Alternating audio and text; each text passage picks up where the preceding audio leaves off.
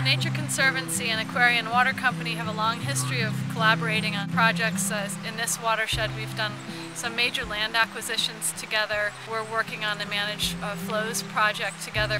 And as far as we know, this is the first time that a private water company and the Nature Conservancy have collaborated on a project like this one to assist eel in reaching a safe passage downstream. Now the eel's passageway is interfered as it enters into a public water supply reservoir. So what we're trying to do with this project is essentially divert the migration so the eel has the opportunity to grow freely down the Aspetuck River, which then flows into the Saugatuck River and into the Long Island Sound. We know that eel don't like light. They travel at night or in darkness. So working with Aquarian and our funder, the Long Island Sound Futures Fund, we installed solar panels and a wind turbine here to provide energy to power the submerged lights, which would dissuade the eel from passing into the Hemlocks Reservoir, and then installed a siphon underwater, and that siphon has current. There's water running through the siphon, so the eel feel that current pass through the siphon over the spillway and on their way through the Aspetuck River to Long Island Sound.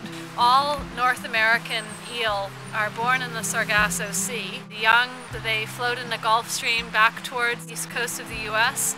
And as they enter the estuaries, they transform a little bit. They've grown a little bit into glass eels, and then they become elvers. In the springtime, if you were to snorkel in the mouths of the rivers, you can run your fingers through the sandy bottom and the little eels, these elvers, will come up out of the sand.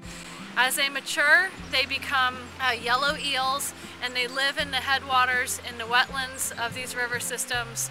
The females tend to move upstream. As they have some biological clock ticking, they want to make their way back to the Sargasso Sea, join their mates in the estuaries, move back to the Sargasso Sea to continue their life cycle and mate. And once they're moving downstream, they become what's called a silver eel. American eel used to exist in much greater numbers.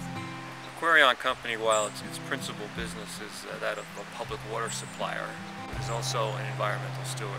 And we recognize that we play into this picture that Sally has described of the migration of the eel, and that we have an obligation to at least look where we can and come up with some solutions to help these eels find the Long Island Sound.